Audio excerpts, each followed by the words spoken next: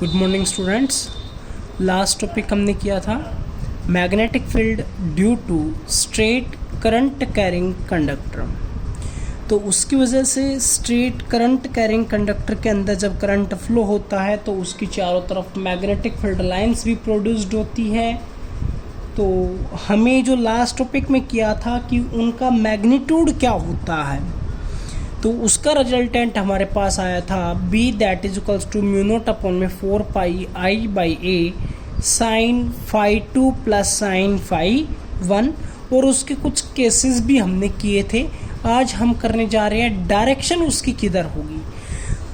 तो डायरेक्शन निकालने के लिए हमारे पास दो रूल्स आएंगे। तो सबसे पहले मैं आपको बता देता हूँ कि अगर आपके पास ये एक स्ट्रेट करंट कैरिंग कंडक्टर है और इसके अंदर से करंट फ्लो हो रहा है, तो इसके चारों तरफ जो मैग्नेटिक फील्ड लाइंस होंगी वो कंसेंट्रिक सर्कुलर लूप की फॉर्म के अंदर होंगी, यानी कि ऐसे फ्लो होंगी।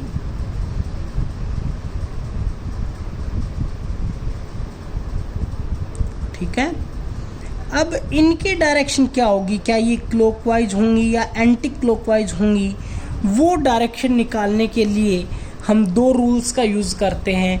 एक हमारे पास है राइट हैंड थंब रूल। तो राइट हैंड थंब रूल क्या कहता है कि अगर हम हमारे राइट हैंड के थंब को और कर्लिंग ऑफ फिंगर्स को एक दूसरे के परपेंडिकुलर कर लें। देखो यहाँ पर थंब जो है वो कर्लिंग ऑफ फिंगर्स यानी कि जो रोटेशन है, इन दोनों के बीच में कितने डिग्री का एंगल बन रहा है, 90 डिग्री का एंगल बनना हुआ है। तो हमें क्या करना है, कर्लिंग ऑफ फिंगर्स को और थंब को 90 डिग्री के ऊपर पकड़ना है राइट हैंड के। ठीक है।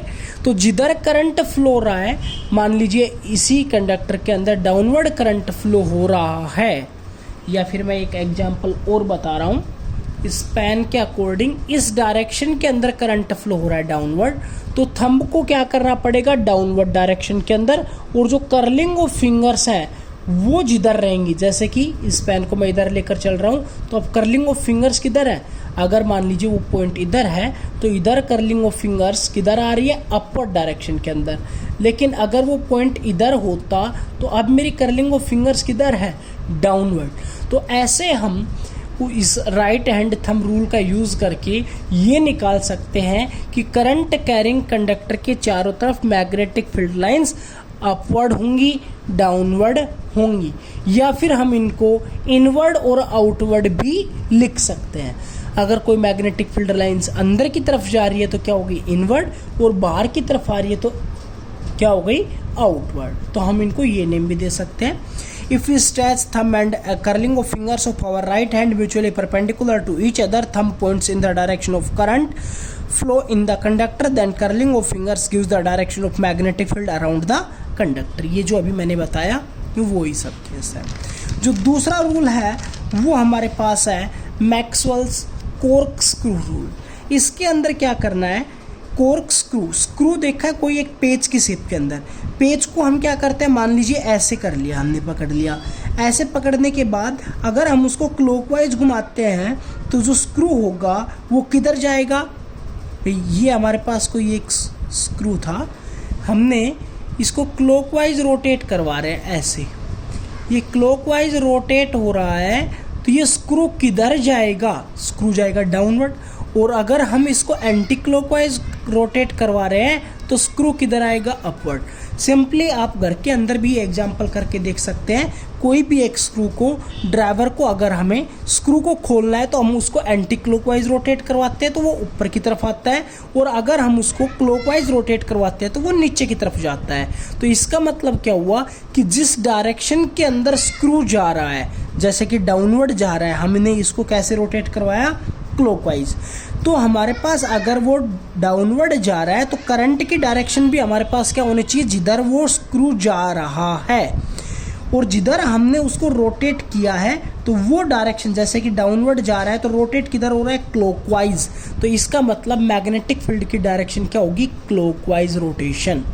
और अगर मान लीजिए हम इसको एंटी क्लॉकवाइज रोटेट करवा रहे हैं तो स्क्रू किधर आएगा, अपवर्ड। अगर मान लीजिए ये कंडक्टर था, इसमें करंट अपवर्ड आ रहा है, तो हम इसको किधर, मैग्नेटिक फील्ड की डायरेक्शन क्या हो जाएगी, एंटी क्लॉकवाइज। क्लियर है।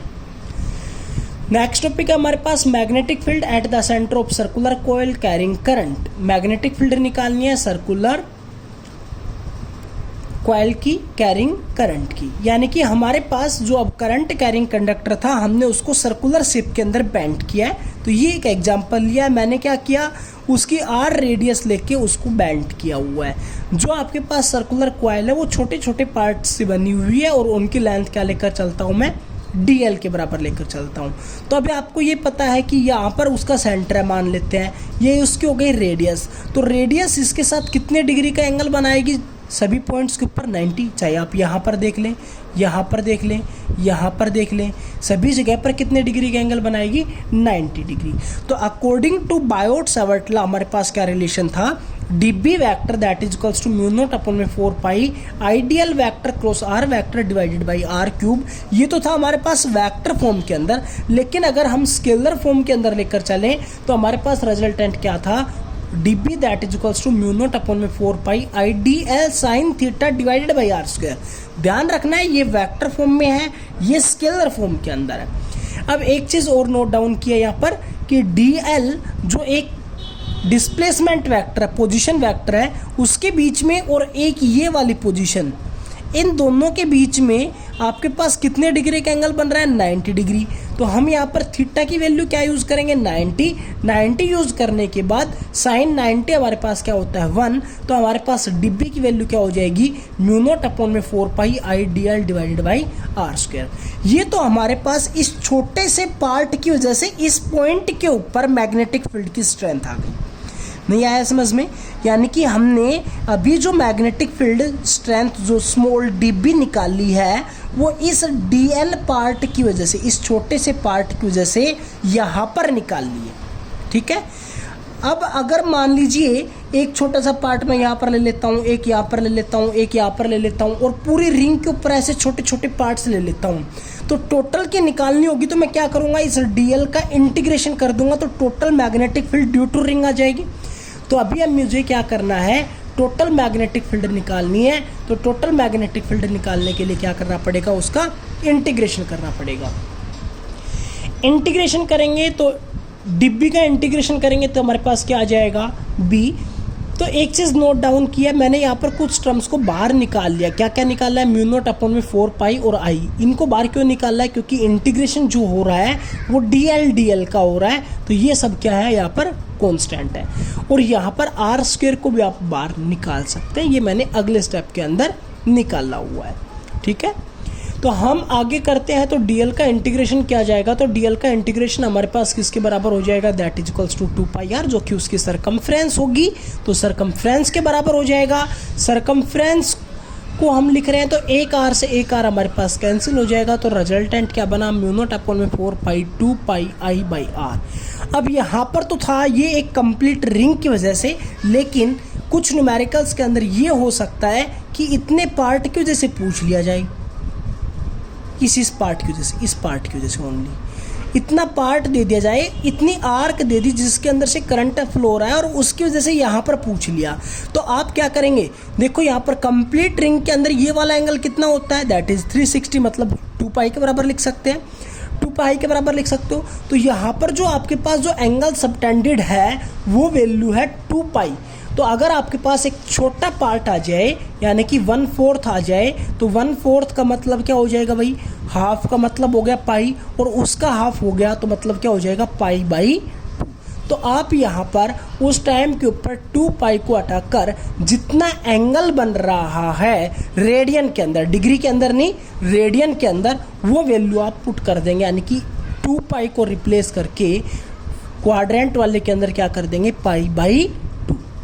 ठीक है, अगर उसकी एंट्रेंस है तो एंट्रेंस के लिए क्या करते हैं, हम n से मल्टीप्लाई कर देंगे। तो उस टाइम के ऊपर क्या हो जाएगा, b that is equals to mu not upon में 4 pi 2 pi NI by r के बराबर। ठीक है, और अगर इसकी डायरेक्शन निकालनी हो तो डायरेक्शन निकालने के लिए हम किसका यूज़ करेंगे, राइट हैंड रूल। पीछे वाला जो था वो था राइट हैंड थंब रूल के नाम से, ये है राइट हैंड रूल। छोटा सा डिफरेंस है, जस्ट आपको अपोजिट ऑर्डर करना है। उसके अंदर जो थंब था वो करंट की डायरेक्शन में था, curling of fingers magnetic field की डायरेक्शन बता रही थी। लेकिन यहाँ पर कर्लिंग ऑफ फिंगर्स को हम लेकर चलेंगे करंट की डायरेक्शन